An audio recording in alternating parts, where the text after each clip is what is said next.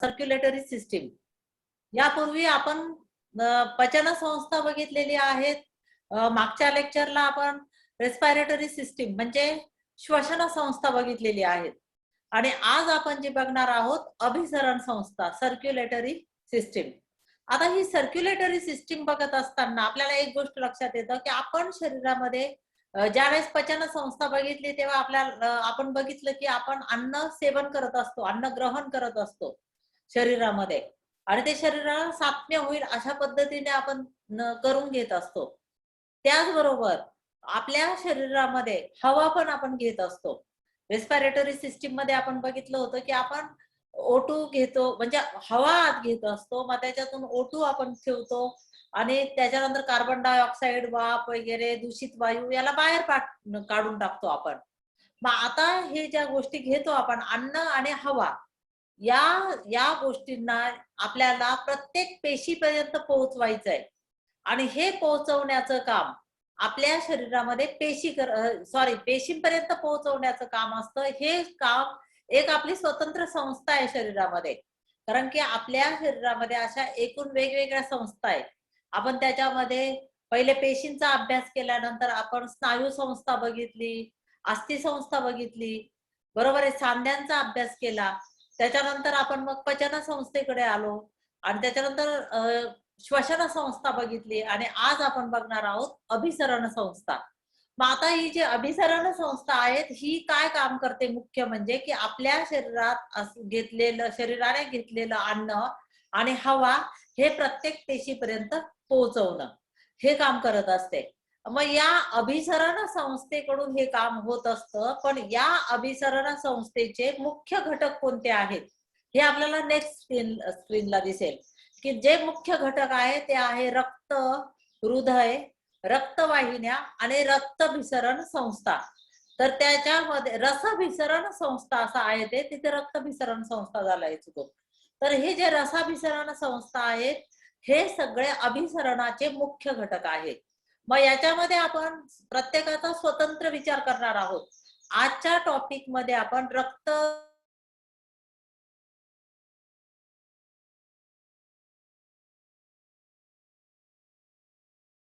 हृदयाचा विद्युत आलेख आहेत, सर्वसाधारणपणे रक्ताभिसरण कसं चालतं ह्या सगळ्या गोष्टी आपण केव्हा करणार आहोत, या गोष्टी आपण नंतरच्या उद्याच्या लेक्चर्स मध्ये बघणार आहोत.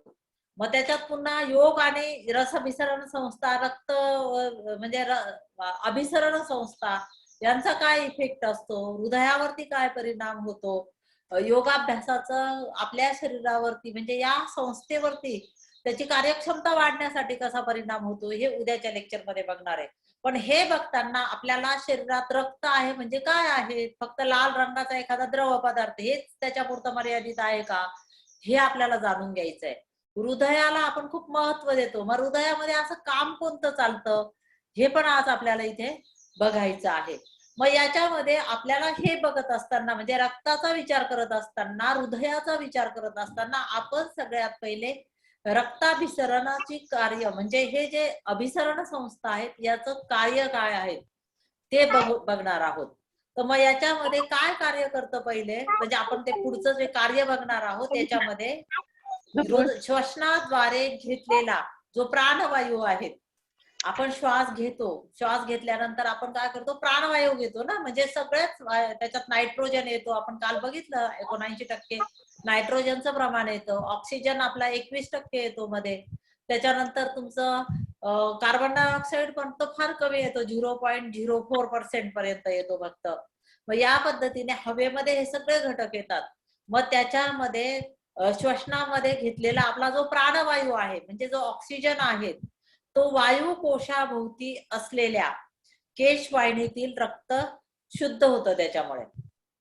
म्हणजे काय होतं की आपल्या ज्या वायुकोश ज्या आहेत, आपण काल रेस्पिरेटरी सिस्टीम शिकत असताना आपण फुफ्फुसांचा अभ्यास केला, फुफ्फुसांमध्ये वायुकोशांचा अभ्यास केला, बरोबर आहे ना. हे जे वायुकोश आहे याच्या भोवती अनेक केशवाहिन्या असतात, छोट्या छोट्या रक्तवाहिन्या असतात आणि या केशवाहिन्यातील रक्त त्याच्यामुळे काय होतं, शुद्ध होतं.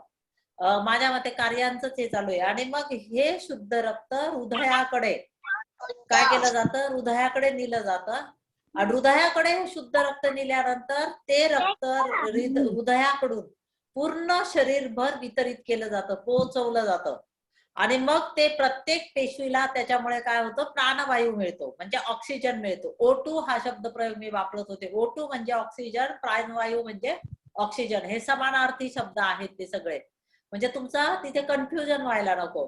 आणि मग पेशींच्या कार्यातून हा निर्माण झाला, पेशी चयापचय क्रिया करतात ना, या पेशींच्या कार्यामध्ये मग ऑक्सिजनचा वापर केला जातो रक्तातल्या आणि तिथे मग कार्बन डायऑक्साईड, पाण्याची वाफ हे निर्माण होतं आणि हे कुठे पोहोचवलं जातं, मग हे परत ही जी अभिसरण संस्था आहे ही तुमच्या फुफ्फुसांपर्यंत पोहोचवते आणि मग तिथून मग फुफ्फुसांपर्यंत आल्यानंतर तुम्ही जो प्रश्वास सोडतात, श्वास सोडतात, बरोबर आहे, उच्छ्वास ज्याला म्हणतो, या उच्छ्वासाद्वारे ते बाहेर टाकलं जातं. म्हणजे या पद्धतीने तुम्ही ऑक्सिजन घेतल्यानंतर, म्हणजे हवेतून ऑक्सिजन प्राणवायू तुमच्याकडे आल्यानंतर तो प्राणवायू तुमचं कोण घेत असतं शरीरामध्ये, तो प्राणवायू वायुकोशांभोवती असणाऱ्या ज्या केशवाहिन्या आहेत त्याच्यामध्ये रक्त शुद्ध होतं, त्यांच्यामध्ये आलेलं जे अशुद्ध रक्त असतं इथे त्याच्यामध्ये HB असतं ना, ते अट्रॅक्शन असतं O2 ला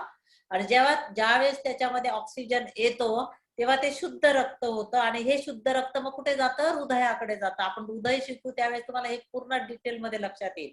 मग हृदयाकडे गेल्यानंतर ते हृदयाकडून पंप सारखा वापर करतं ना हृदय, मुठी एवढंच हृदय आहे पण मग ते पूर्ण शरीरभर पसरवलं जातं, म्हणजे प्रत्येक पेशीपर्यंत पोहोचवलं जातं.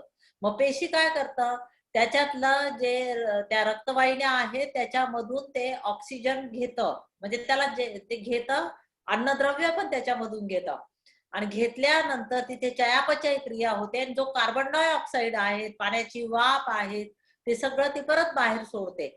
मग उत्सर्जन, मग त्याच्यानंतर ते कुठे येतं, परत फुफ्फुसांकडे येतं आणि फुफ्फुसांकडून मग ते परत उत्सर्जित होऊन जातं, म्हणजे आपल्या शरीराच्या बाहेर जातं. ही जी यंत्रणा पूर्ण काम करते, हे कोण काम करतं, हे रक्ताभिसरण संस्था काम करत असते, या अभिसरण संस्था हे काम करत असते.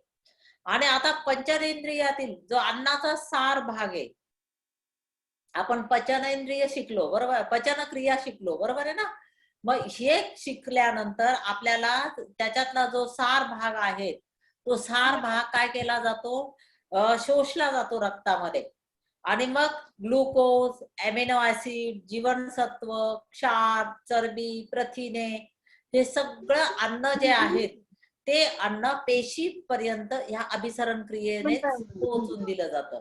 हे लक्षात घ्या. म्हणजे पचनेंद्रियांमध्ये तुम्ही बघितलं, आपण अन्न सेवन करतो, आपण निसर्गातूनही अन्न संस्कार करून घेतो, परत शरीरामध्ये ते अन्न आल्यानंतर तोंडामध्ये ते चर्वण केलं जातं, मग अन्न नलिकेतून तुमचं जठरामध्ये जातं, जठरांमध्ये वेगवेगळे पाचक्रस तिथे स्रवतात आणि मग त्याच्यानंतर ते असं तयार होतं, त्याच्यानंतर की ते आपल्या पुढे छोट्या आतड्यांमध्ये जातं, तिथून मग परत आपल्याला त्याचा जो सार भाग आहे तो रक्तात शोषला जातो आणि मग हे जे शोषलेलं अन्न आहे ते ह्याच अभिसरण क्रियेद्वारे प्रत्येक पेशीपर्यंत पोहोचवलं जातं, म्हणजे त्या रक्तामध्ये हे अन्न पण असतं आणि प्राणवायू पण असतं, बरोबर आहे.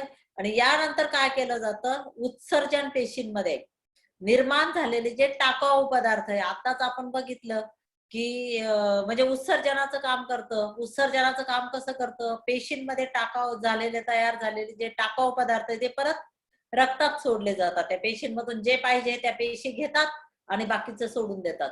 जसं आपण मार्केटमधून शेंगा वगैरे आणल्या, शेंगा आणल्यानंतर शेंगा सोलून घेतो, दाणे खाऊन घेतो आणि शेंगांचे टरले काय करतो, फेकून देतो. कुठे घरातच फेकतो का, नाही, बाहेर. तसं पेशी पण बाहेर टाकून देतात, पण मग ते रक्तामध्ये मिसळले जातात, जे उत्सर्जित घटक आहेत ते, आणि मग ते उत्सर्जक इंद्रियांपर्यंत पोहोचवलं जातं. मग हवा जी आहे ती फुफ्फुसांपर्यंतही पोहोचवली जाते. जर समजा काही घटक आहेत ते मूत्राशयापर्यंत द्रव घटक पोहोचवला जातो, बरोबर आहे ना, घामाच्या द्वारे पण काही उत्सर्जन होत असतं.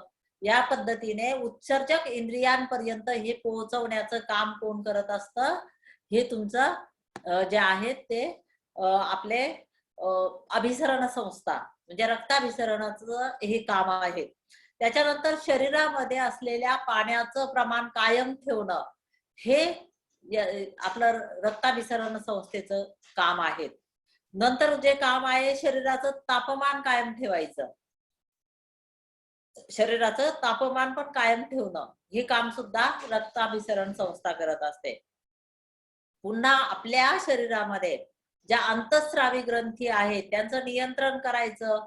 ज्या अंतःस्रावी ग्रंथींनी स्टिम्युलेशन केलेलं आहे, स्राव स्रवलेला आहे, त्यांचे स्राव अवयवांपर्यंत पोहोचवायचं, हे काम सुद्धा रक्ताभिसरण संस्था करतात.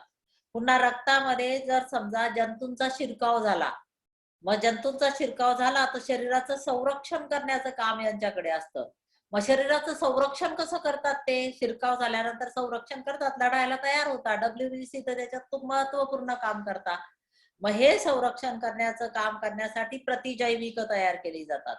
हे प्रतिजैविक अँटीबॉडीज तयार केल्या जातात आणि मग त्या विषारी पदार्थांपासून आपल्या शरीराचं काय केलं जातं?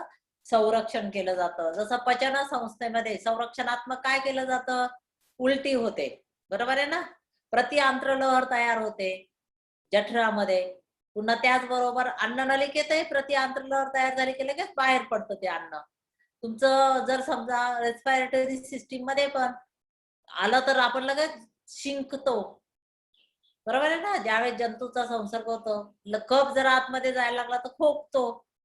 त्याच पद्धतीने इथे सुद्धा काय होतं? प्रतिजैविके रक्तामध्ये तयार केली जातात.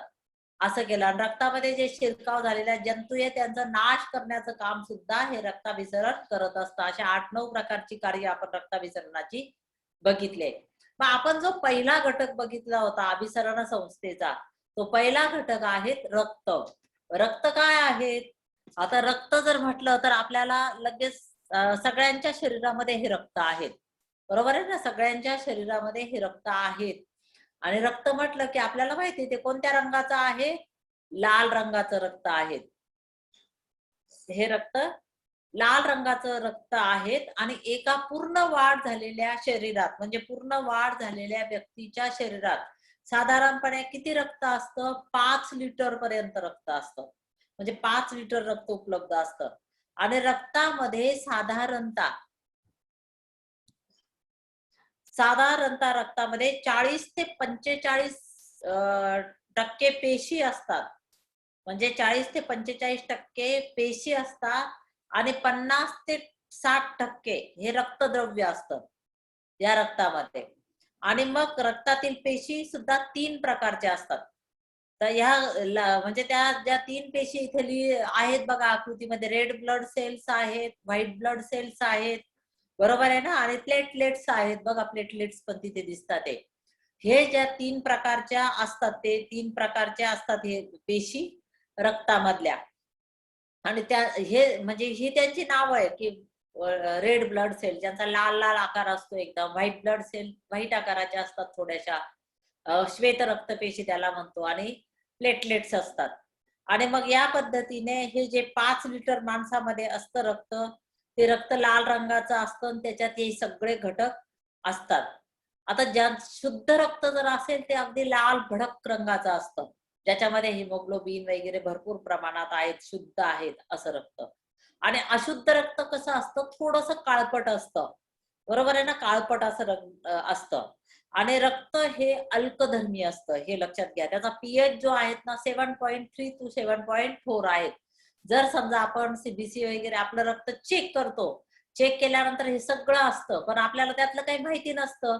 मग त्याच्यामुळे आपण बघत नाही, कारण की आता एका घन लिटर मध्ये किती घन मिलीलीटर मध्ये किती सेल हे आहेत रक्तात, म्हणजे किती मिलीलीटर ते रक्ताचं प्रमाण आहे ते पण मी तुम्हाला सांगणार आहे. आणि त्याच्यावरून काय करू शकतो आपण? स्वतः सुद्धा आपलं निदान बघू शकतो, निदान नाही करू शकत, बघू शकतो काय आहेत. आपला रिपोर्ट आपण स्वतः चेक करू शकतो. आपल्याला ते माहिती नसतं म्हणून आपण परत डॉक्टरांकडे जातो आणि त्यांना सांगतो की सर सांगा याच्यात काय आहेत ते. मग या पद्धतीने आपला जो पीएच 7.3 to 7.4 असायला पाहिजे, हे सुद्धा त्याच्यात नमूद केलेलं असतं. जर तुम्ही घरामध्ये जरी कोणाचा रिपोर्ट असेल तर तो तुम्ही चेक करून बघू शकतात. आता याच्यामध्ये आपण सगळ्यात पहिले बघणार आहोत 3 प्रकारच्या पेशी आपण रक्तातल्या बघितल्या ना आहेत, असं माहितीये ना आपल्याला कोणकोणत्या आहेत? Red blood cell, white blood cell आणि प्लेटलेट्स. बरोबर आहे. म्हणजे लाल रक्तपेशी, पुन्हा व्हाईट श्वेत रक्तपेशी आणि आता तिसऱ्या ज्या आहेत त्या आहेत प्लेटलेट्स. या 3 प्रकारच्या आपण बघणार आहे. तर जे लाल रक्तपेशी आहे, तर हिमोग्लोबिन नावाचा लाल पदार्थ असतो. मी तुम्हाला आता बोलताना नाही सांगितलं की जे हिमोग्लोबिन चांगलं असतं ते शुद्ध रक्त असतं जास्तीत जास्त.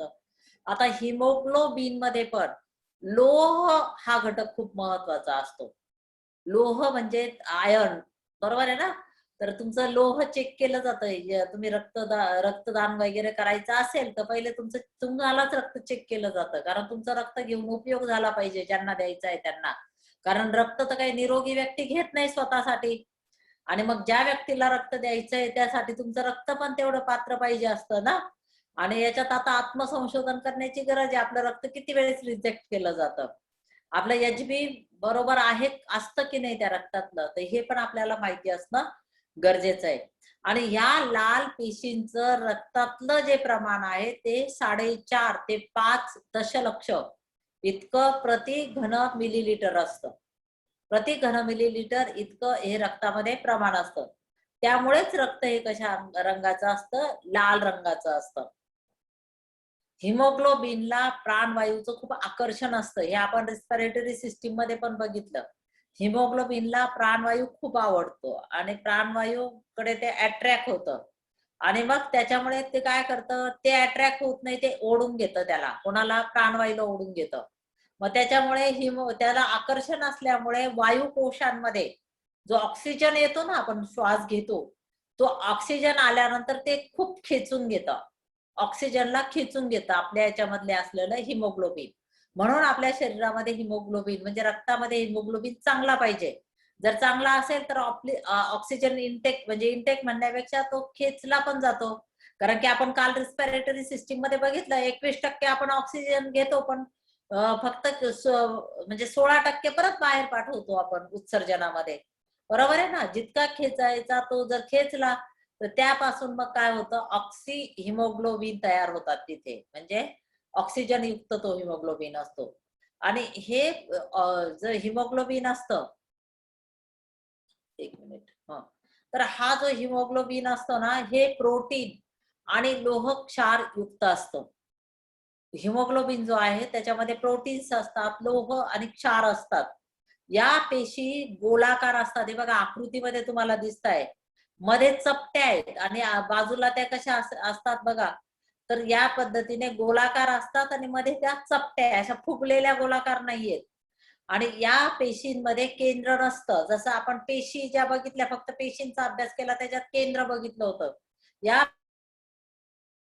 या पेशी कुठे असतात? अस्थिमज्जेत म्हणजे बोन मॅरो मध्ये.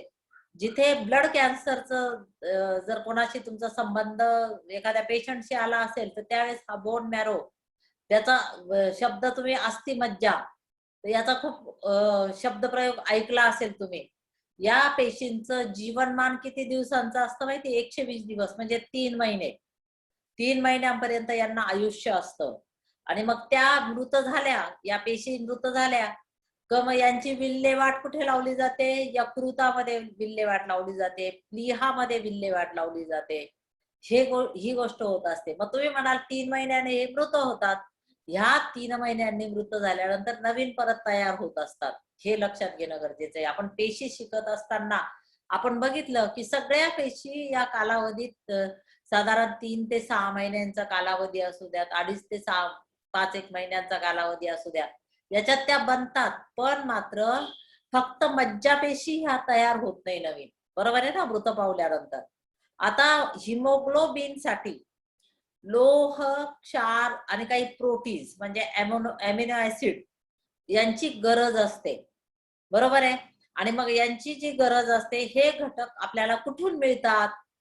हे लोह क्षार युक्त पाहिजे, अमिनो ऍसिड प्रोटीन्स वगैरे पण पाहिजे. मग हे जे असतात ना, हे आपल्या अन्नातून मिळतात. म्हणून सकस आहार घेतला पाहिजे, व्यवस्थित आहार घेतला पाहिजे. फक्त तुमच्या आपल्या जिभेचे चोचले न पुरवता पचन संस्थेमध्ये आपण बघितलंय, त्यांचा विचार न करता आपल्या पेशींनाही आपल्याला व्यवस्थित पोटभर खाऊ द्यायचंय. आणि त्याच्यासाठी मग आपल्याला आहार कसा पाहिजे, सकस आहार पाहिजे, की ज्याच्यामध्ये लोहयुक्त पालेभाज्या आहेत, फळं आहेत, बरोबर आहे ना, जिथून आपल्याला हे सगळे घटक प्रथिन प्राप्त होतील, असं सगळे घटक मिळतील. हे या पद्धतीचा आहार आपला असला पाहिजे, कारण हे सगळं आहारातूनच प्राप्त होत असतं. पुरुषांमध्ये हे 14 ते 16 ग्रॅम हे जे प्रमाण असतं ना, 14 ते 16 ग्रॅम असतं. म्हणजे 14 ते 16 ग्रॅम मध्ये जर पुरुषांमध्ये एचबी असेल तर ते चांगलं असतं. त्याच्यापेक्षा कमी असलं तर मग तुमचं एचबी कमी आहे. मग सांगतात की रक्त मग आपण त्याला सहज वापरतो, रक्त वाढवण्याच्या गोळ्या. बरोबर आहे ना? रक्त वाढवण्याच्या गोळ्या म्हणजे लगेच ते खाल्लं की त्याचं रक्तात रूपांतर, पाण्यासारखं रक्त तयार होतं का? हे आता विचार करण्याची गोष्ट आहे. स्त्रियांमध्ये मात्र हे 13 ते 14 ग्रॅम असतं. 13 ते 14 ग्रॅम असेल तरच ते हिमोग्लोबिन युक्त शुद्ध रक्त म्हणजे चांगल्या पद्धतीचं रक्त येतं. पण स्त्रियांमध्ये का कमी असतं? पुरुषांमध्ये तर 14 ते 16 आहे, स्त्रियांमध्ये 13 ते 14 आहे. तर मग काय होतं, स्त्रियांचं मासिक पाळीचा प्रॉब्लेम आहे, गर्भारपण आहेत, मूल अंगावर पितं. याच्यामुळे एचबीचं प्रमाण काय असतं आपल्या शरीरातलं कमी होत असतं. आणि मग त्याच्यासाठी अतिरिक्त लोह क्षाराचा पुरवठा औषधांद्वारे केला जातो. औषधं घेतो आपण त्याच्यासाठी. एचबी वाढवणारं वगैरे क्षारयुक्त जे औषध असतं ते. आणि मग या पद्धतीने आपण आपल्या शरीरामध्ये ते टिकून ठेवण्याचा प्रयत्न करत असतो. मग जर हे लोह कमी झालं शरीरातलं, म्हणजे हे जे एचबी कमी झालं, म्हणजे त्याच्यामुळेच मग प्रोटीन, लोह, क्षार सगळे कमी होतात ना. हे कमी झाल्यानंतर म्हणजे याचं रक्तातलं प्रमाण कमी झालं तर आपल्याला ॲनिमिया होतो. ॲनिमिया हा शब्द खूप वेळेस वापरला असेल. पुष्कळशा वेळेस टीव्हीवरती तुम्ही चित्र पण बघितले असेल, त्या लहान मुलं, ॲनिमिक जे लहान मुलं आहेत ते एकदम असे बारीक बारीक एकदम सुकलेले ते मुलं. बरोबर आहे. ग्रामीण भागातल्या महिलांचाही आहार तसा, ग्रामीण म्हणजे आदिवासी पाड्यांवर वगैरे त्यांचा आहार व्यवस्थित नसल्यामुळे त्या ॲनेमिक माता आणि ॲनेमिक मुलं हे पण आपण पुष्कळ वेळेस बघितलेलं आहे. मग याला ॲनेमिया, त्याला आपल्याकडे पंडुरोग असं म्हणायचे बघा, पांडुरोग. आणि हा जो रोग आहे तो होतो. यामध्ये काय होतं, या ज्या पेशी आहेत तुमच्या रेड ब्लड सेल, या पेशी आकाराने काय होतात, बारीक होतात आणि फिकट रंगाच्या होत्या, लाल लाल रंग राहत नाही त्यांचा. म्हणून मग जर रक्त तुम्ही चेक केलं आणि मग ते जे फिकट रंगाचं जाणवलं, त्याचा आकार छोटा जाणवला, तर आपण म्हणतो की ॲनेमिक आहेत ते. या पद्धतीने ह्या ज्या लाल रक्तपेशींबद्दल आपण बघितलं. आता आपल्याला पुढच्या ज्या पेशी बघायच्या आहेत त्या व्हाईट ब्लड सेल्स म्हणजे श्वेत रक्तपेशी. बरोबर आहे ना? ह्या काय काम करतात आपल्या शरीरामध्ये, तर हे पण आपल्याला बघायचंय. या आकाराने लाल रक्तपेशींपेक्षा मोठ्या असतात. लाल रक्तपेशींपेक्षा याचा आकार हा मोठा असतो. आणि लाल रक्तपेशींपेक्षा जरी मोठ्या असल्या तरी पांढऱ्या पेशी किती असतात, 6 ते 9,000 प्रति लिटर असतात. आणि तुम्ही लाल रक्तपेशी ह्या जास्त प्रमाणात असतात. किती असतात त्या? साधारणतः 4.5 ते 5 दशलक्ष प्रति लिटर असतात. आणि यांचं प्रमाण फक्त किती, 6 ते 9,000 प्रति मिलीमीटर असतं. हे लक्षात घेणं गरजेचं आहे. आणि यांचा आकार कसा असतो, वेडा वाकडा. बघा ते आपण ज्या लाल रक्तपेशी बघितल्या होत्या किती छान गोल गोल गोल गोल गोल गोल होत्या त्या. बरोबर आहे. यांचा आकार बघा कसा वेडा वाकडा आकार आहे. आणि हा आकार बदलत पण असतो, एकदा ठेवला तर तो तसा नसतो. आणि दुसरी गोष्ट, यांच्या पेशींमध्ये केंद्र असतं. त्याचा अनेक प्रकार असतात. आता याच्यामध्ये काय होतं, रक्तामध्ये जर कोणी शिरकाव केला, रक्तामध्ये शिरकाव कोण करतं, शत्रूंनी शिरकाव केला, म्हणजे जंतू जे असतात ते, यांच्या आपल्या शरीराचे शत्रू कोण, हे जंतूच ना, वेगवेगळ्या प्रकारचे. आणि त्यांनी जर रक्तामध्ये शिरकाव केला की लगेच व्हाईट ब्लड सेल जे आहेत ते लगेच आपल्या सैनिक येते आपल्या शरीराच्या, त्या लगेच हल्लाबोल करतात आणि हल्ला करतात आणि त्यांचा नाश करून टाकतात, लगेच त्यांचा खात्मा करून मोकळे होऊन जातात. याच्यामुळे यांचं प्रमाण पण आपल्याला योग्य पाहिजे असतं, पण मात्र जास्तही नको, कमी पण नको. आणि मात्र जंतू जर प्रबळ ठरला, यांच्या म्हणजे यांनी लढाई केली पण तो येणारा जंतू कोरोना सारखा तो हवेतून येतो, हा दुसरा येतो. पण मात्र अशा पद्धतीचा जर जंतू जर प्रबळ ठरला तर आपल्याला विकार होऊ शकतो. म्हणजे व्हाईट ब्लड सेल जर तुमच्या कमी झाल्या तर जंतूंना शिरकाव करायला वाव असतो. आणि मग जर समजा अजून एक गोष्ट होते, जंतूंचा जर प्रादुर्भाव आपल्या शरीरामध्ये झाला की या पेशींची संख्या खूप वाढते. कारण की काय त्यांना लढाई करायची ना, आता यांची संख्या खूप वाढते. पण मात्र एक गोष्ट बघा, कॅन्सर सारखा जो विकार आहे याच्यामध्ये या पेशी खूप वाढत असतात, व्हाईट ब्लड सेल्स, आणि मग त्याच्या गाठी पण तयार होतात. आणि कमी कशामध्ये होतात, या ज्या पेशी आहेत व्हाईट ब्लड सेल, ह्या ल्युकेमियामध्ये कमी होत असतात. म्हणजे हे लक्षात घेणं गरजेचं आहे. शरीरामध्ये जंतू संसर्ग झाल्यामुळे पॉलिमॉर्फ नावाच्या पेशींची संख्या खूप वाढते. या ज्या पॉलिमॉर्फ पेशींची संख्या वाढते, आणि मग ही संख्या वाढली की मग ते काय करतात, संख्या वाढून लढाई करायला तयार होऊन जातात. यांचं नाव आहे पॉलिमॉर्फ. कधी कधी आपल्या शरीराला ॲलर्जी होते. ॲलर्जी झाल्यानंतर आपल्याला कळत नाही हे ॲलर्जी झाल्यामुळे आपल्याला हे असं झालंय. मग त्यावेळेस तुमचं रक्त जर चेक केलं आणि व्हाईट ब्लड सेल मध्ये जर तुम्हाला त्या ठिकाणी इओसिनोफिल ह्या पेशी जर वाढलेल्या दिसल्या, तर आपण काय म्हणतो, हे आजार डॉक्टर आपल्याला सांगतात हे ॲलर्जीमुळे झालेलं आहे. मग ते ॲलर्जीमुळे झालेलं हे कशावरून सांगू शकतात, की ॲलर्जी झाल्यानंतर आपल्या शरीरामधल्या कोणत्या पेशींची संख्या वाढते रक्तातल्या, तर इओसिनोफिल नावाच्या. मग त्या वाढल्या, त्यांची संख्या वाढते आणि यांचा आकार बदलतो बघा. व्हाईट ब्लड सेलचा आकार बदलत असतो आणि हा गुणधर्म असल्यामुळे त्या सहज रक्तवाहिन्यांमधून बाहेर पण जाऊ शकतात. जखम वगैरे जंतू संसर्ग झाला की लगेच आल्या त्या धावत पळत तिकडे. म्हणजे बघा किती छान काम करतात या. लगेच धावत पळत येतात, त्यांचा आकार त्यांना बदलवता येतो रक्तवाहिन्यांमध्ये. त्या पद्धतीने त्या स्वतःला फ्लेक्झिबल असल्यामुळे तशा फ्लेक्झिबल आणि आकार बदलता येतो त्यांना. आणि मग जंतूच्या जिथे आपल्याला जखम झाली तिथे जर जंतू असेल, माती असेल किंवा इतर जैविके असतील, त्यांचा नाश करतात त्या तिथे येऊन. येतात धावत पळत आणि तिथे नाश करतात. बघा आपले सैनिक किती फास्ट आहे आणि सैनिक किती म्हणजे ओबेडियंट आहेत. त्यांना आपल्याला तर काही कळत नाही तिथे काय आलं जखमेजवळ. या पेशी तिथे पोहोचतात. आणि जर पू झालेल्या जखमेत पू झालेला जी जखम असते ना, तिथे भरपूर प्रमाणात या श्वेतपेशी असतात. पण मग त्या काय होतात, त्यांचे या श्वेतपेशींमुळे शरीरामध्ये प्रतिजैविके तयार होतात आणि त्यामुळे अनेक रोगांपासून तिथे संरक्षण होत असतं. बरं ते पू होतो ना, तिथे ह्या पेशी मृत पण असतात. लढाई केली म्हणजे तुम्ही जिंकालच असं नसतं ना, काही मृत पण पडतात. आणि मग जर समजा अनेक रोगांपासून शरीराचा आपण ही प्रतिजैविके म्हणजे अँटीबॉडीज तयार करून रक्षण करत असतो. पोलिओ, टिटॅनस, डांगी खोकला, घटसर्प यांच्या लस असतात आणि या लसीतून या पद्धतीच्या आपल्या अँटीबॉडीज निर्माण केल्या जातात. आणि आता सध्या तुम्ही लस घेता ते बरोबर आहे ना, कोरोनावरती. आणि मग हे कोरोनावरती लस घेतो म्हणजे काय करतो आपण, आपल्याकडे ही प्रतिजैविक तयार करून ठेवता. आपले जे सैन्य आहेत ना, या सैन्यांकडे चांगली क्षमता प्राप्त करून देतो. जसं देशाच्या संरक्षण व्यवस्थेमध्ये वेगवेगळी प्रकारची आयुध निर्माण करून किंवा आयात करून आपल्याला ते केलं जातं, तसं ह्या शरीरात पण या पद्धतीने ते केलं जातं. या पद्धतीने ह्या श्वेत रक्तपेशी आपल्या शरीरामध्ये काम करत असतात. आता पुढचं जे आहे ते आहेत प्लेटलेट्स. प्लेटलेट्सचा आपण विचार करणार आहोत. या पेशी लाल रक्तपेशी आणि लाल रक्तपेशी पण पेक्षा पण लहान असतात. हे बघा ह्या प्लेटलेट्स इथं दिसत आहे बघा तुम्हाला. ह्या लाल रक्तपेशींपेक्षाही कशा आहेत, छोट्या छोट्या आहेत, लहान लहान आहेत. त्यांची संख्या 1 ते 2 लाख प्रति घन मिलीमीटर असते. म्हणजे तितकीच ती संख्या असते त्यांची. आणि मग या पेशी काय काम करतात, तर रक्तस्राव थांबवण्याचं काम करतात. नाही तर एकदा जखम झाली का रक्त सुरू झालं का सुरू.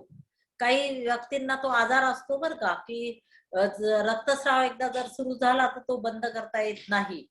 मग तिथे जो थ्रॉम्बोकेनेस जो पदार्थ आहे तो रासायनिक क्रिया घडून आणतो आणि ज्यांच्या रक्तामध्ये ह्या घटक नाही, प्लेटलेट्स नाही, त्यांना हे या पद्धतीने करता येत नाही. बरोबर आहे, म्हणजे त्यांनाच रक्त गोठवण्याची क्रिया होत नाही. या प्रक्रियेत ही गोठवण्याची क्रिया पण मी तुम्हाला सांगणार आहे आता कशी होते ती. तर याच्यामध्ये काय होतं, या प्रक्रियेत अत्यंत महत्वाचं म्हणजे रक्त गोठणं. ही प्रक्रिया खूप महत्वाची आहे याच्यामध्ये. म्हणजे रक्त थांबवणं, स्राव थांबवणं ही क्रिया खूप महत्वाची आहे त्याच्यामध्ये. आणि मग एखाद्या ठिकाणी रक्तवाहिनीला जखम झाली का या पेशी मरतात आणि त्याच्यामधून काय होतं, म्हणजे त्या पेशी पहिले मरतात आणि मेल्यानंतर थ्रॉम्बोकेनेस नावाचा पदार्थ बाहेर पडतो. त्याची इतर पदार्थांशी रासायनिक क्रिया होते आणि मग रोग त्याची क्रिया होती. हे पण मी तुम्हाला परत रक्त गोठणेमधून स्पष्ट करून देते की ती क्रिया कशी होते. त्याच्यापूर्वी आपण रक्तद्रव्य बघून घेऊया. मग या साधारणपणे 90% पाणी असतं आपल्या रक्तद्रवामध्ये आणि 10% घन पदार्थ असतो.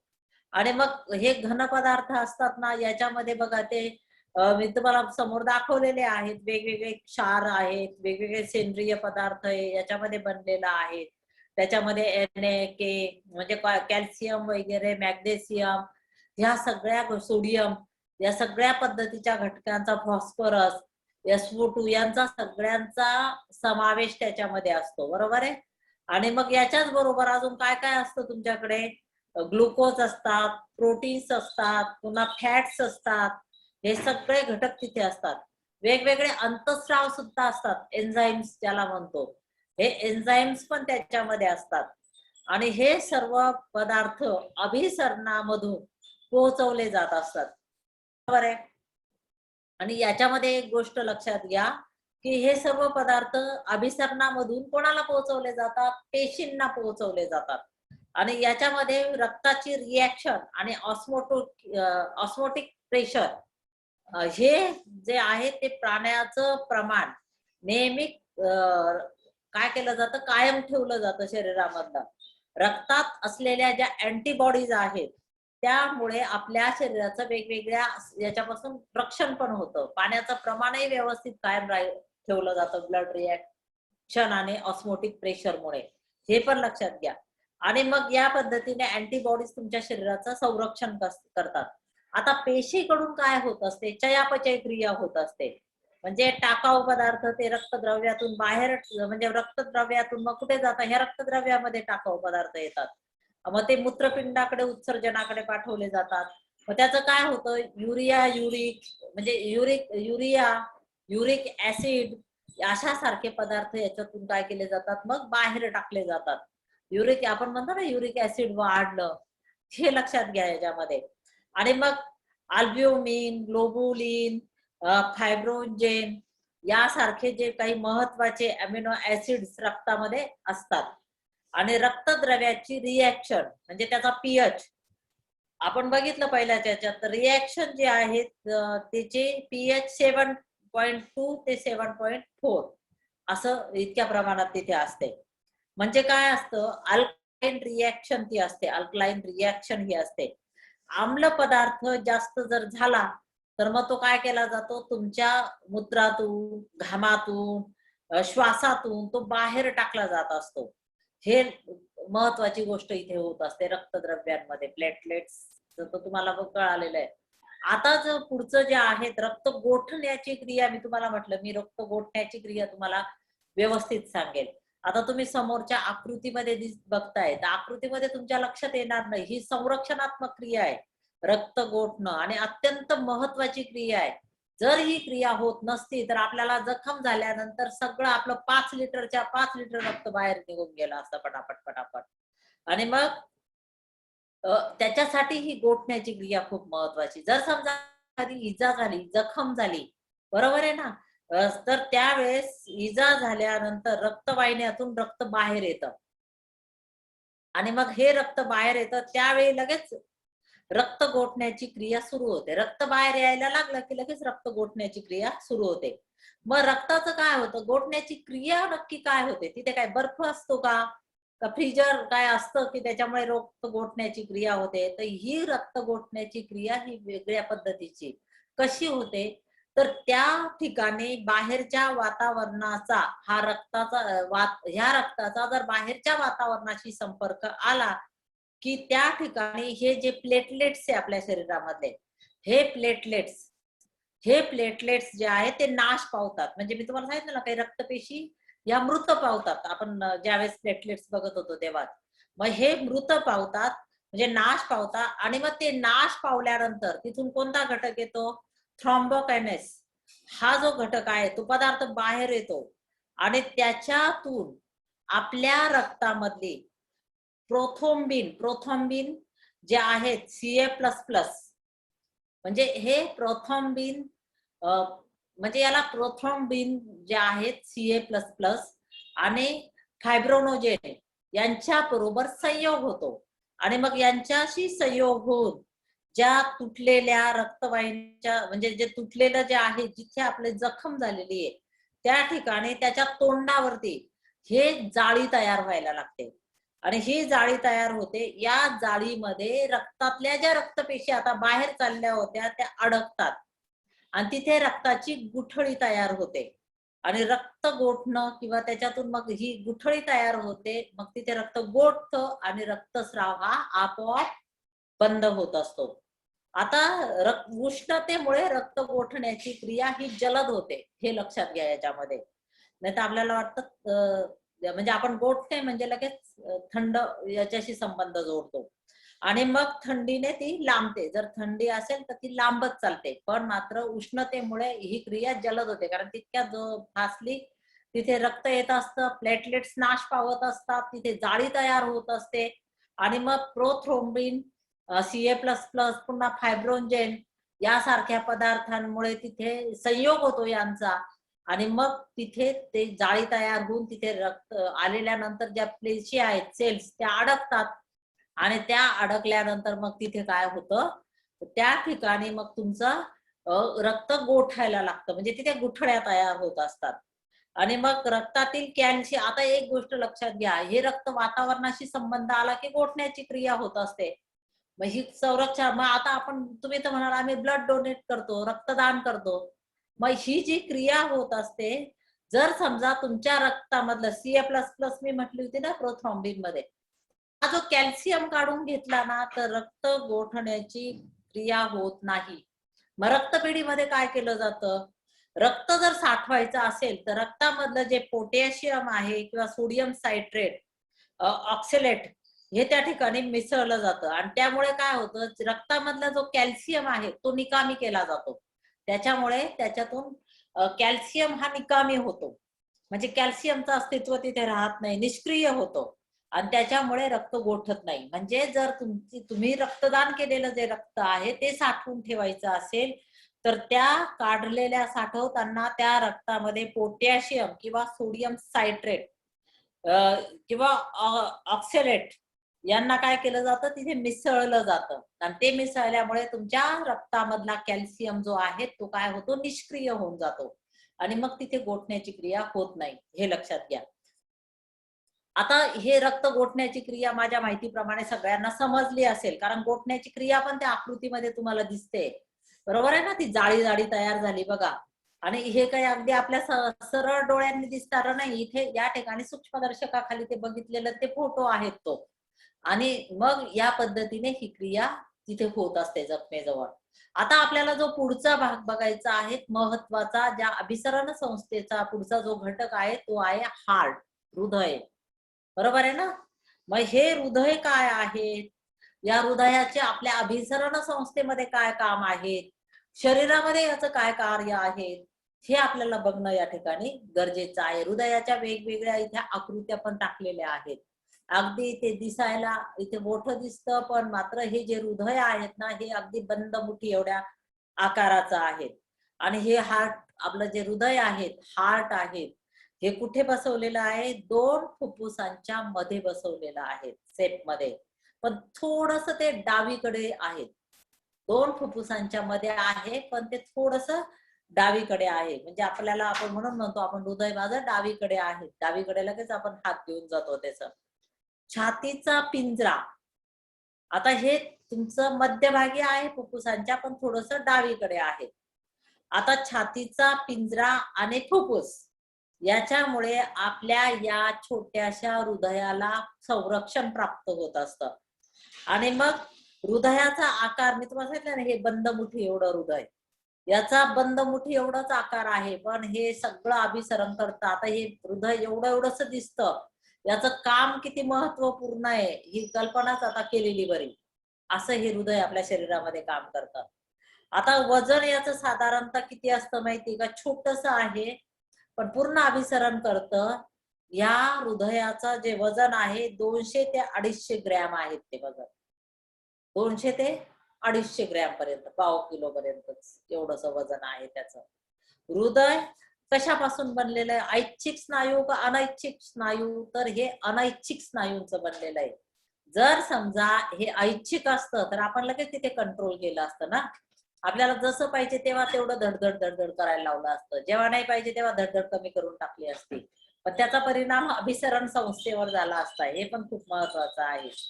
मग हे अनैच्छिक स्नायूंनी बनलेलं आहे, त्याचं कंट्रोलिंग तिथेच चालतं, आपल्याला कळत पण नाही केव्हा आकुंचन पावलं केव्हा प्रसरण पावलं, आणि ते काय काम करतंय हे आता आपण बघणार आहोत. तर याच्यामध्ये अनैच्छिक स्नायूंचं बनलेलं असून त्याच्या जे स्नायू आहेत ते स्नायू लाल रंगाचे आहेत. हृदयाच्या स्नायू लाल रंगाचे आहेत आणि त्यावर पट्टे असतात आणि स्नायूंचे धागे विणल्यासारखे दिसतात. म्हणूनच माझ्या मते जे दिल हृदयाचा जे कलर आहे तो लाल कलरचा असेल. बरोबर आहे, हे स्नायू लाल रंगाचे असतात. हृदयाभोवती दुपत्री असं पातळ असं आवरण असतं. हे जे आपलं हृदय आहेत ना, याच्या भोवती 2 पदरी आवरण असतं. बघा, प्रत्येक अवयवाचं संरक्षणाचं काम हे केलेलं आहे. बघा किती कॉम्प्लिकेशनने आपलं शरीर तयार केलेलं आहे. अभ्यास करताना खूप कॉम्प्लिकेशन वाटतो आपल्याला त्याचा.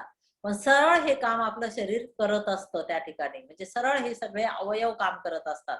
आता हे जे 2 आवरण असतं त्याला पेरिकॉर्डियम असं म्हणतात. पेरिकॉर्डियम असं त्या आवरणाला म्हणतात. मधला भाग हा त्याचा स्नायूंचा असतो. तर आत अंतरावरण असतं. बरोबर आहे, त्याला एंडोकार्डियम म्हणतात. आतल्या स्नायूंचा आत जो भाग असतो त्याला एंडोकार्डियम म्हणतात. आता हे जे हृदय आहे याला 4 कप्पे आहेत बघा. 4 कप्पे आहेत. ह्या आकृतीपेक्षा अगोदर ज्या आकृती दाखवल्या होत्या त्याच्यामध्ये 4 कप्पे, 4 आकार, याच्यात 4 कप्पे आहेत. बाणाने इथे दाखवू शकतो. याच्यातही कलर म्हणजे right right atrium, left atrium, पुन्हा राईट वेंट्रिकल आणि लेफ्ट वेंट्रिकल, हे 4 कप्पे आहेत बघा हृदयाचे. दिसले ना? राईट लेफ्ट, हे 4 कप्पे. वरच्या आकृतीमध्ये पण तुम्हाला ही जी झडप आहे मधली याच्यामध्ये, आणि हे जे 4 कप्पे तिथे नावं पण खालच्या आकृतीमध्ये तुम्हाला जास्त स्पष्ट होईल. निळ्या कलरचं बघा, right atrium, left atrium, right ventricle आणि लेफ्ट वेंट्रिकल, आणि हे वॉल दाखवलेले आणि ते ब्लड कसं येतं ते पण त्याच्यामध्ये दाखवलेलं आहे बघा. बरोबर आहे. आणि या पद्धतीने हे जे हृदय आहेत हे आपल्या शरीरामध्ये बसवलेलं आहे, फक्त मुठीच्या आकाराचं आहे. आणि किती काम करतं हे हृदय हे पण आता आपल्याला बघणं गरजेचं आहे. आता ही आकृती तुम्ही बघताय, ही आकृती राहू दिली थोड्या वेळ तरी चालेल. याला 4 कप्पे असतात. आता या 4 कप्प्यांना मध्ये पडदा असतो. पडदा आहे. आता ह्या ज्या मोठ्या ज्या आहेत त्या वेन्स ज्या आहेत तुमच्या, तर त्याच्यामुळे तुम्हाला ते लक्षात येत नाही.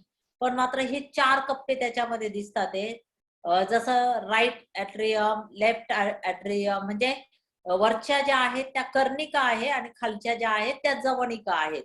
म्हणजे राईट कर्णिका, लेफ्ट कर्णिका वरती या दोन्ही, आणि खाली राईट जवनिका आणि लेफ्ट जवनिका, हे दोन्ही आहेत बघा. बाणांनी ते तुम्हाला बरोबर दिसतंय.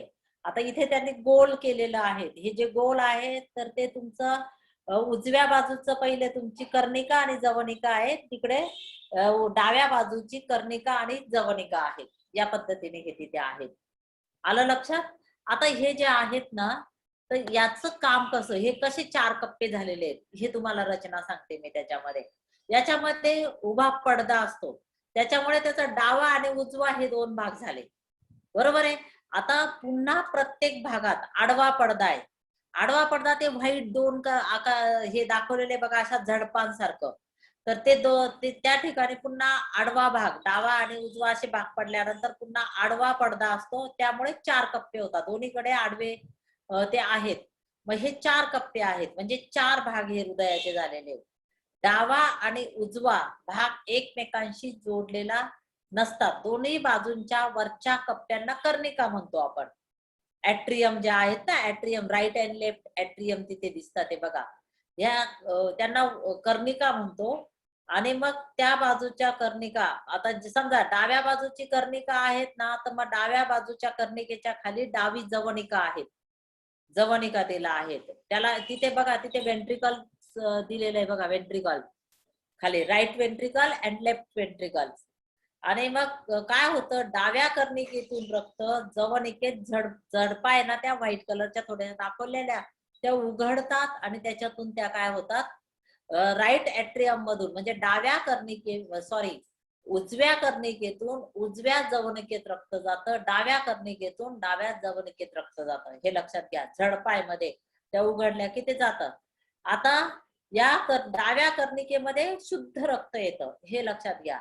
डाव्या कर्णिकेमध्ये शुद्ध रक्त कुठून येतं? फुफ्फुसांकडून येतं. काल आपण रिस्पायरेटरी सिस्टीम शिकत असताना आपल्याला लक्षात आलं ना, की ज्या फुफ्फुसामध्ये रक्त असतं आणि ते रक्त तुमच्या महानिलेद्वारे कुठे जातं? हृदयाकडे जातं. मग हे हृदयाकडे जातं म्हणजे कुठे जातं? तुमच्या डाव्या कर्णिकेमध्ये जातं. आणि मग हे डाव्या कर्णिकेमध्ये शुद्ध रक्त आलं तर ते उजव्या कर्णिकेत म्हणजे डाव्या कर्णिकेमध्ये शुद्ध रक्त येतं आणि उजव्या कर्णिकेमध्ये संपूर्ण शरीरामधून ह्या ज्या पेशी काय करतात, शुद्ध रक्त येतं ना, मिळतं ना त्यांना, त्याच्यातलं सगळं ऑक्सिजन वगैरे काढून घेतात, उपयुक्त अन्नद्रव्य वगैरे काढून घेतात आणि तिथे काय जातं त्यांचं, ते अशुद्ध रक्त जे आहे ते नीलांच्या द्वारे कुठे येतं? उजव्या कर्णिकेमध्ये येतं. हे लक्षात घ्या तुम्ही. उजव्या कर्णिकेमध्ये अशुद्ध शरीरातून आलेलं पूर्ण अशुद्ध रक्त असतं आणि डाव्या कर्णिकेमध्ये फुफ्फुसाकडून आलेलं शुद्ध रक्त असतं. आणि डाव्या जवनिकेतून शुद्ध रक्त पूर्णपणे कुठे जातं? आपल्या शरीराला जातं. डाव्या जवनिकेमधून म्हणजे डाव्या कर्णिकेतून शुद्ध रक्त डाव्या जवनिकेत खालीच जातं ते आणि मग ते पूर्ण शरीरामध्ये जातं. तर उजव्या जवनिकेमधून जे अशुद्ध रक्त आहे ते फुफ्फुसांकडे जातं परत शुद्ध करण्यासाठी. म्हणजे ह्या कृतीमध्ये फुफ्फुसांना पण काय केलेलं आहे? इन्क्लूड केलेलं आहे. आता डाव्या जवनिकेच्या भिंती ज्या आहेत ना, त्या भिंती जाडसर असतात इतरांच्या याच्यात नुसार. मग का बरं जाडसर असतात? तर डाव्या जवनिकेतून रक्त जोराने डाव्या जवनिकेतून रक्त जोराने फोर्स केलं जातं आणि ते कुठे केलं जातं? फोर्स केलं तर पूर्ण शरीरामध्ये पसरेल ना, बरोबर आहे. मग ते पूर्ण शरीरामध्ये फेकलं जातं आणि त्या मानाने काय केलं जातं? उजव्या जवनिकेच्या भिंती ह्या कमी जाड असतात. कारण काय झालं, तेथून रक्त कुठे जाणार आहे? फक्त फुफ्फुसांकडे. फुफ्फुसा तर जवळच्या जवळ आहेत. तिथून मग खूप फोर्सने फेकायची गरज नाही. एखादी वस्तू जर आपल्याला लांब फेकायची असेल तर आपण तिला जोर लावतो, बरोबर आहे ना? मग या ठिकाणी ही जी तुमची डावी जवनिका आहे हिच्यावर पण फोर्स लावून हे रक्त पूर्णपणे शुद्ध रक्त पूर्ण शरीराभर पोहोचवायचं असतं, बरोबर आहे. मग हे रक्त पूर्ण शरीरात पोहोचवलं जातं म्हणजे प्रत्येक पेशीपर्यंत जातं. पेशींकडे रक्त आल्यानंतर ते काय करतात? त्या पेशी त्याच्यामधलं अन्नद्रव्य आहेत, त्याच्यामधला ऑक्सिजन आहे ते घेतात. ज्या ज्या गोष्टी पाहिजे त्याचं ग्रहण करतात आणि ज्या गोष्टी नाही पाहिजे, चयापचय क्रियेमधून तयार झालेला CO2 कार्बन डायऑक्साईड काही द्रव्य जे नाही पाहिजे अशा ज्या सगळ्या गोष्टी आहेत त्या परत त्या रक्तात सोडून देतात आणि मग हे रक्त काय होतं? अशुद्ध होतं आणि मग हे रक्त कुठे जातं? हे रक्त तुमच्या उजव्या कर्णिकेमध्ये जातं, बरोबर आहे. हे लक्षात घ्या. उजव्या कर्णिकेत येणारं रक्त अशुद्ध असतं. ते परत तिथून खाली झडपेने उजव्या जवनिकेत जातं मग तिथून ते फुफ्फुसाकडे जातं, परत शुद्ध होण्याकरता जातं. म्हणजे या पद्धतीने मग त्याच्यामुळे आपल्याला हे रक्त पूर्ण शरीरभर पोहोचवायचंय. पूर्ण शरीरभर पोहोचवणारं रक्त कोण आहे? डावी जवनिका. म्हणून तिच्या भिंती या कशा असतात? जाड म्हणजे चांगल्या सर्वात जाड असतात, हे लक्षात घ्या. म्हणून कर्णिकेच्या म्हणजे ज्या इकडच्या ज्या उजव्या बाजूच्या आहेत त्या मात्र पातळ असतात. हे लक्षात घेतलं करणं गरजेचं आहे.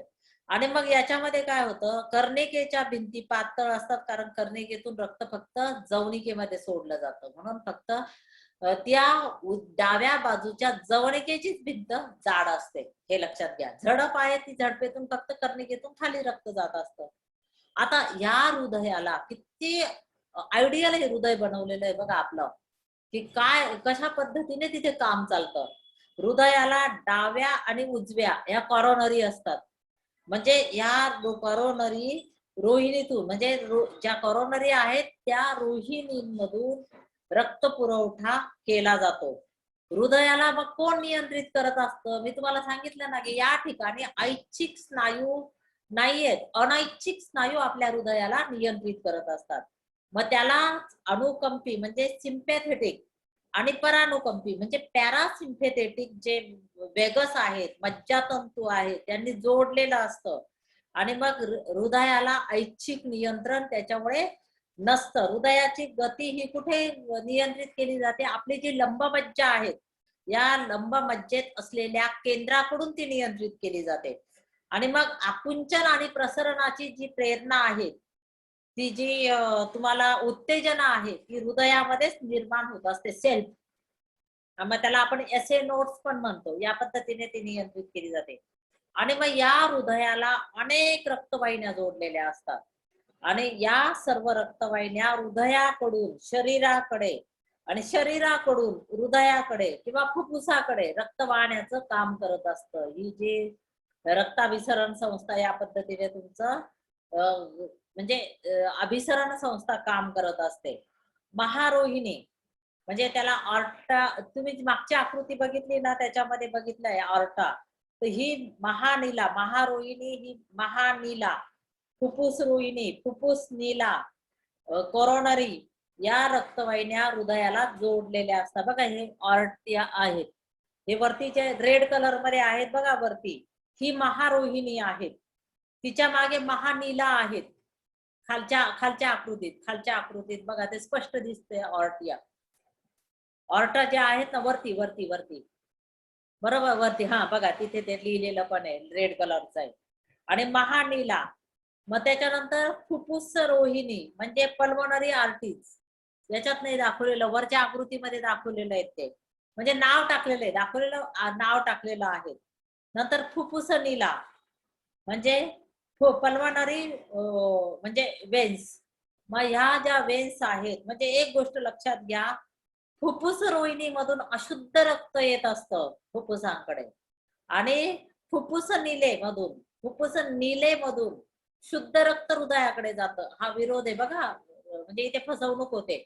मात्र हृदयाकडून रोहिणींमधून शुद्ध रक्त जातं आणि हृदयाकडे म्हणजे फुफ्फुसांकडे येतं ते रक्त जे आहेत, म्हणजे निलेमधून रक्त जे असतं ते अशुद्ध रक्त असतं, हे लक्षात घ्या.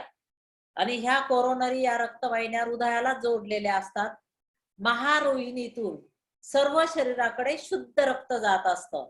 तर महानिलेमधून अशुद्ध रक्त हृदयात उजव्या कर्णिकेमध्ये येत असतं. कुठे येत असतं? उजव्या कर्णिकेत. मग उजव्या कर्णिकेतून ते फुफ्फुस निलेतून शुद्ध रक्त फुफ्फुसाकडून हृदयाकडे म्हणजे डाव्या कर्णिकेमध्ये येत असतं. बरोबर आहे ना? फुफ्फुसाकडून आणि फुफ्फुस रोहिणीकडून उजव्या जवनिकेमध्ये जे अशुद्ध रक्त असतं, शरीरातून आलेलं महानिलेतून पूर्णपणे अशुद्ध रक्त हे तुमच्या उजव्या कर्णिकेत येतं आणि तेच खाली उजव्या जवनिकेत येतं. आणि ह्या जवनिकेतून हे अशुद्ध रक्त रोहिणीमधून कुठे जातं? म्हणजे त्या रोहिणीमधून कुठे जातं? फुफ्फुसांकडे जातं, कॉरोनरी मधून.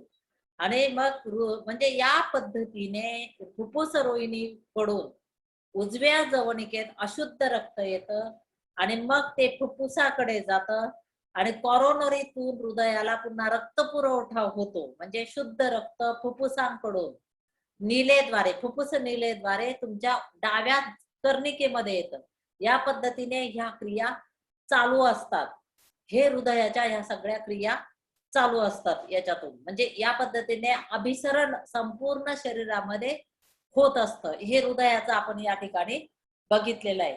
आता याच्यात आपण पुढच्या लेक्चरला हृदयाची स्पंदनं कशी होतात, त्या मागची आकृती परत दाखव. मागची हे नाही, मागचे हा, याच्यामध्ये बघा तिथे पल्मोनरी आर्टरी, पुन्हा पल्मोनरी वॉल्व, हे सगळं दाखवलेलं आहे याच्यामध्ये.